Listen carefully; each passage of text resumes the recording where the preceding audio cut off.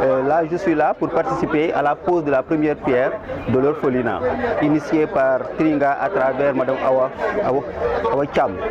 Et donc, moi, je suis vraiment intéressé pour toutes les activités de Tringa en général, mais surtout les activités initiées par Madame Awa Cham. Parce qu'elle a beaucoup fait à travers l'association pour le district sanitaire de Khombol. Elle nous a doté en échographie, ECG, des lits de malades, matériel médical, des télévisions, des jouets pour les enfants et même des couveuses. Donc elle a beaucoup fait pour le district sanitaire en général et surtout pour le centre de santé de Khombol. C'est pourquoi vraiment si elle a initié une activité aussi importante que ça, je ne peux pas ne pas venir. J'étais pas là, j'étais dans une activité, mais j'ai tout fait pour écourter mon séjour et participer à l'activité. Moi j'ai pris service dans le district sanitaire de Khombol depuis le 20 mars 2020. Depuis lors, nous entretenons de trop bonnes relations, nous avons un partenariat particulier. Et surtout lors de la Covid-19, lors de la pandémie de Covid-19, vraiment elle nous a beaucoup appuyé en matériel de protection surtout.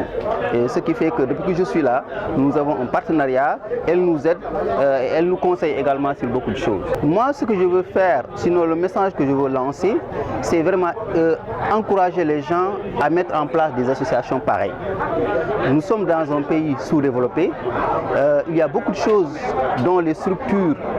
de santé ou d'autres types de structures ont besoin, mais l'État ne peut pas tout faire. Donc je pense que des associations à but non lucratif sont les bienvenues pour appuyer, accompagner l'État pour des domaines aussi sensibles que la santé. Et elle, j'ai même entendu en dehors de Khombol, elle fait beaucoup de bonnes choses à travers son association pour aider la population en général, mais surtout les couches favorables, en particulier les enfants et les femmes. Donc cela veut dire vraiment elle connaît la sensibilité. Et le ministère de la Santé et de l'Action sociale donne une attention particulière, pour cette cible de la population. Les nouveau-nés, les enfants âgés de moins de 5 ans, mais surtout les femmes enceintes. C'est pourquoi si je vois une personne qui se déplace, qui se donne à fond dans un domaine particulier, je ne peux que l'accompagner. Salam alaikum wa Khombol. maa ngi leen di nuyu ñeen ñëpp di nuyu autorités yi egsi fii di nuyu autorités religieuses yi di nuyu waa Kër Makoddu di nuyu sama xarit yi sama famille yi ñi fi toog ñëpp. xëy na woote yombul mais li ngeen def mi ngi compter beaucoup ci man parce que ñëpp a ñëw et nit ñi ñi ngi continuer di ñëw parce que monsieur le maire xam na ci dara y a eu un retard à côté de la nationale. Donc am na ñu bari ñu ma woon ne ma ñu ngi egsi maa ngi leen di remercier pour loolu. Tey jii nag ñi ngi ñëw en tant que association Tringa. Tringa nekk benn association humanitaire à but non lucratif qui existe depuis 2014 et qui aide les orphelins et personnes démunies à travers la santé, l'éducation et la culture. Nous avons ce 10 septembre, nous avons posé première pierre du centre maternel fini pour avoir un droit à l'éducation aux enfants, le droit à l'accomplissement, au bien-être, le droit au jeu, le droit à la santé alimentaire. Moo tax sunu chef de projet bi Babacar ma bàyyi ko woon mu développé yooyu yëpp te dina ci dellu si waat mu nekk benn projet boo xam ne daf ma tenir à cœur parce que man j'aime intervenir avec les enfants. Les enfants sont innocents, les enfants duñ la jay et loo ci def rek ngir yàlla la waxuma la loo xam ne orphelin la ak ay personnes démunies. Donc c'est quelque chose qui me tient à cœur. Ñu koy def depuis bi ñu commencé association bi mu nekkoon lu ñu doon rêvé tey jii ñuy def pose première pierre bi defoon comme li Babacar wax la suite d'une soirée boo xam ne ñi nga xaar toujours perspective yi parce que am na ñu digoon am na ñu nekk ci yoon bi mais ñi ngi sant yàlla bi ñu defee pose première pierre bi di ñaan yàlla ñoom ñëpp ñi nga xam ni ñi ngi leen ci doon xaar ak ñëpp ñu ci soog di dugg ñu def ci seen loxo parce que c'est très important. Donc maa ngi leen ci def un appel à nos bénévoles à képp ku bëgg a jàppale association Tringa à part ce centre pour ce centre maternel. Tringa nag ak Khombol c'est une longue histoire parce que sama mbokk diaspora yi sax collègue yi dañ may tooñ ne ma yow moom loo am yóbbu rek xombal ma ni leen mais c'est normal parce que xombal mooy suñu dëkk fii laa commencé donc c'était normal même bu dee pour tout le Sénégal ñu ñëw daf fi lii moo tax ma leen di ñaan ngeen jàpp ci yéen yépp di remercier vraiment ñi ci jiima jot seen loxo remerciement bi nag dama koy commencer par monsieur le maire Pape Mboup parce que bi ma njëkkee commencé il avait cru en moi dès le début tonton Pape Mboup dama ko waxoon mu tasanteeg man ñëw ba Dakar ne ma lii nga bëgg dama la ci jàppale donc dama koy remercier di ko rendre hommage parce que dafa bokk ba ma nekkee xale ba léegi ñi njëkk a croire en moi ñi ma njëkk a jox cette confiance là à aller de l'avant donc maa ngi koy remercier may teg ci remerciement bi te da kooku dama koy remercier doublement muy monsieur le maire Magueye Boye. Monsieur le maire, je vous remercie doublement. Pour la première chose, moi, vous n'avez ménagé aucun effort pour la réalisation de ce jour. Dama nekk Italie nga may woo pour ma jàppale ma ci bis bi affaire yi xaw a metti nga ne ma je vais tout faire pour nga jàpp ci pour jour bi am parce que c'est un premier pas nga tenir ci lii nii donc je vous en remercie. Deuxième chose bi ma lay remercier mooy merci d'avoir eu confiance en moi aussi. Li nga ma nommé conseillère spéciale chargée de la mobilisation de la diaspora xomboloise à travers le monde. Et loolu doyatu la nga jox ma lettre mandataire partout dans le monde pour parler et agir à votre nom. Je pense que confiance mënta weesu loolu ci nit. Donc maa ngi lay remercier doublement. Vraiment li nga fekkoon ci tonton Pambo def nga ko ci continuité bi merci beaucoup. maa ngi remercier tamit waa kër Makoddu parce que xamuñu ma mais am nañ confiance ci man te man Tringa defuma ko pour xaalis defuma ko pour laneen man social dama ko porter dans le cœur. J'aime faire du social ñu xamuñu ma ñu jox ma confiance boobu noonu maa ngi leen ci remercier ñaan yàlla bañ leen a décevoir ñu ànd ñun ñëpp def lii ba jour bi ñu koy inauguré donc merci beaucoup. di remercier sama xarit sëñ Cheikh Abdou Mbacké parce que yombul comme li mu wax sànq màggal ñëw mu bàyyi lépp ñëw daf ma xam ba mu nekkee xale ba léegi man ak moom ay sëñ Bassirou Mbacké ñun ñëpp sëñ Samad Mbacké amul fu kër gun ma ubbilul ci Touba te loolu dafa yàgg mu ñëw nag yàqu ci dara parce que dernièrement daf ma woo defe naa yéeg-yéeg weesul nga ne ma Awa woo ma ba Italie ne ma dama bëgg nga am kër Touba may naa la kër terrain ma ne ko ah Cheikh Abdou mu ne ma may naa la terrain ma ne ko vraiment jërëjëf loolu kontaan naa ba nga ma yéenee kër Touba. ñu toog ba si yàgg ma xaw a sàggan tuuti ma ne ma yónneel ku la neex nga jël terrain bi nga clôturer ko sax nga commencé parce que dama yéene nga am kër fii maa ngi lay remercier ci loolu di la remercier ci bis bi nga ñëw. te rien que pour ça dinaa def tout pour kër googu ma construire ko ñëw Touba donc maa ngi la ci remercier bu baax a baax parce que lu nekk nga ma yéene te cër weesuwul lii te fàttewoo démb donc maa ngi la ciy remercier pour ça. may remercier Racine Ba xëy na nekku fi mais Racine Ba ak Jean ku ma xam na ko ci man parce que eux ils représentent le Khombole d'avant le Khombole sans statut social. Le Khombole d'amitié, de confiance. Donc vraiment maa ngi leen di remercier ci man la bokk parce que jour bi liñ ko defal li tax mu ñëw tamit jàpp na ci lu bari. di remercier les femmes de GIE Tringa bi nga xam ne ñi ngi am monsieur le maire dinaa leen ko présenter beneen occasion parce que ñi ngi ciy jàpp bu baax. di remercier monsieur le ministre de l'intérieur parce que bi ñu commencé Tony dafa ñëw ne ma. dañuy jàpp ci pose première pierre bi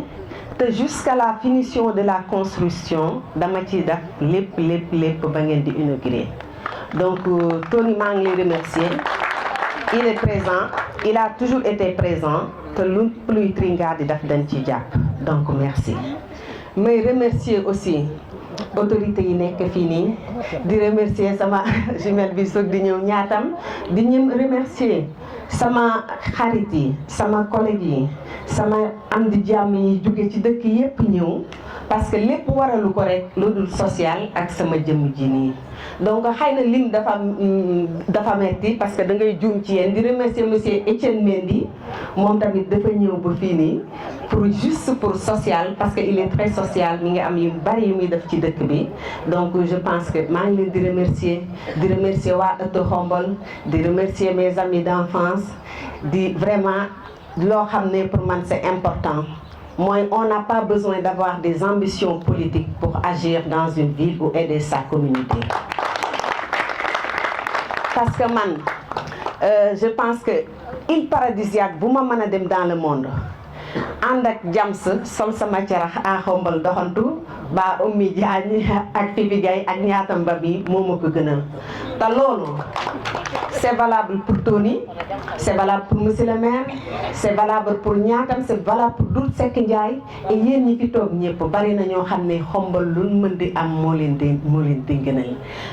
ba loolu aussi c'est aussi valable pour tonton Djibi Ndiaye mi nii donc Xombol ñun ñëpp ñoo ko bokk ma bëggoon a lancer un appel à monsieur le maire ci profiter monsieur le maire am nga confiance ci man ba def ma conseillère je vous conseille d'être le maire de tous les Xombolois te xam naa ni foofu nga jëm je vous conseille de nous accompagner d'écouter la jeunesse xomboloise ñu ànd ñun ñëpp liggéey Xombol parce que loolu moo ñu war donc je vous invite à ça j'invite mon frère Tony bi nga xam ne moom aussi mi ngi def mu nekk c'est vrai ministre de l'intérieur la mi ngi def mais mu concret jàppale tous les projets concrets des Xombolois jàppale aussi ñi nga xam ne Xombol c'est vrai que dëkkam la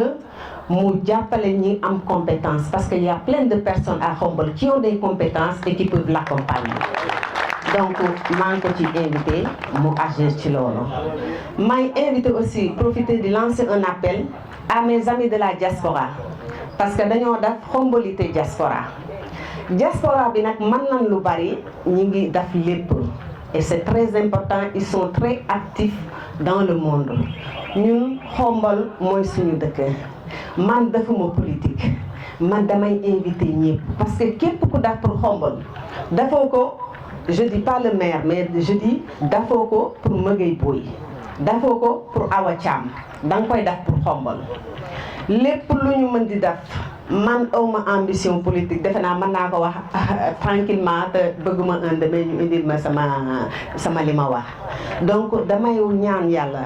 ñëpp Xombolois di leen ñaan Xombolois diaspora bi parce que dëkk boo dem je vois beaucoup on a un projet j'ai un projet qui me tient à cœur la cité de la diaspora mais mënuma ko def man kese mais bu kenn jël nañu jël suñu appartenance politique ñu teg ko de côté def comme dëkk yëpp yu ñuy def ñu ànd booroo defar Xombol parce que loolu moo ñu war sans appartenance politique parce que ñoom ñëpp ba ci ay ñoom Laxat Sarr Miss Tamba ñaatam yaa ngi fii nii mais yaa ngay dem mais lépp lu ñu wax Xombol moo ñu gënal donc nan jël suñu doole yenn saa ñu teg politique bi fële de côté ñun ñu ànd ñun ñëpp parce que dëkk boo mën di dem waxuma la Xombol sax mais même dans les grandes entités bu politique ba pare dañuy toog waxtaan mais ñun ñi nekk ñoom ñëpp ñoo war a bokk ndey ak baay donc monsieur le maire maa ngi lay ñaan nga uuf ñu ñun ñëpp ñu mën ñu bokk ndey ak baay pour le bien de Xombol di ñaan la diaspora ñu ñëw sans appartenance politique comme je le répète defar Xombol moom laa am objectif bi parce que defuma politique maire moo ma wóolu ba jàppale ma ci ñëw leen ñu jàppale suñu dëkk bañ a xool diw parce que loolu la di profiter aussi di wax di jeunesse bi vous représentez le futur man déjà pour xale yi moo tax may intervenir ci ñoom mais ñi gën a mag aussi c'est toujours le futur parce que ormay ñun dem nañu baneen côté bi ba nga xam ne ñoom ñoo ne muur je vous j'invite la jeunesse xomboloise à se souder ñu fàtte politique yenn saa yi fàtte lépp encore une fois je tiens à le dire ñu defar suñu dëkk mu évoluer un peu parce que on est Xombol benn mais nan ko yóbbu Xombol Paris merci beaucoup maa ngi leen di remercier di leen def un appel pour Tringa pour le social parce que social moo ñu tax a jóg di ñaan ñëpp aussi ku ma mën a jàppale ci santé Khombole parce que ça fait partie de mes objectifs c'est le bien-être la santé ñu jàppale ñu jóg. merci beaucoup ku ma fàtte rek xam ne ni dama juum ci ligne bi et tout mais kontaan naa li ngeen fi nekk yéen ñëpp bu ma sañoon tur yëpp laay tudd mais rien que ñu gis leen nii rek les images parlent toutes seules defe naa. merci pour la confiance merci je suis heureuse de vous voir mais vraiment yal nañu yàlla may ñu tasewaat ci pour inauguration bi comme a dit bien le maire merci à vous je vous remercie. wa ala alihi wa ashaabihi alladina shaadu din bokk yi fi teew ci turu Serigne Abdoul Mouhaymin Mbacké ibnu Cheikh Mouhamadul Mourtada ibnu Khadimu Rasoul maa ngi leen di nuyu di leen wax asalaamu aleykum wa rahmatullahi wa barakatuhu. su ma jottulee kàddu sëriñ bi dana waral leer ñu bari li ko waral ndax Cheikh Mouhamadul Mourtada laa nekkal 20 fukki at ak benn mu wan ñu gannaaw ma nekk ak sëriñ Mamor moom ak sëriñ Mamor ñoo bokk Cheikh Mouhamadul Mourtada muy sama sëriñ di sama jawrin su ñëwee ci Khombole ak li ko wër man ma war a yor kàddoom defe naa fii ci wetu station bi Cheikh Mouhamadul Mourtada di teg xeeru centre bi muñ ko fi joxoon man maa doon waxal Cheikh Mouhamadul Mourtada kon Serigne Abdoul Mouhaymin mi ngi nuyu ñépp nuyoo bi nag mu teg ko ci loxo soxna Awa Thiam ngir mu jottulil ko njaboot gi fi teew gépp moo xam ñi jóge Khombole ak ñi jóge ci li wër Khombole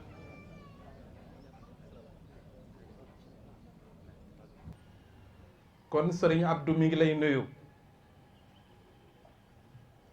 yow mi ko dalal fii ci Khombole Serigne Abdou nag li ko yëkkati mooy li soxna Awa di def dafa bokk ci diine te moom diine mooy wàllam diine moo koy tax a jóg diine moo koy tax a wax centre maternel et social dafa bokk ci li nga xam ne waa diine ñoo ko war a taxaw bokk ci itam soxna Awa di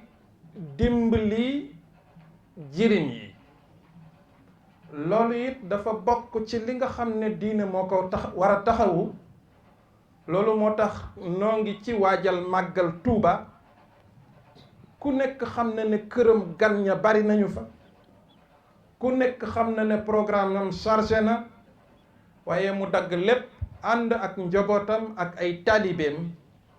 ñëw ngir fekkee jëf ju am solo ji ñuy jëf ci Khombole muy sant itam soxna Awa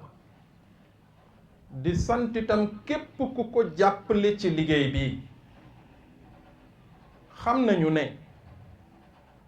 état mënula jagal lépp suñu ne état tuddale nañu maire ndax maire démembrement de l'état la waaye nag barab bu ne ña fa dëkk bu kenn ku nekk taxawee la mu man taxaw fa mu man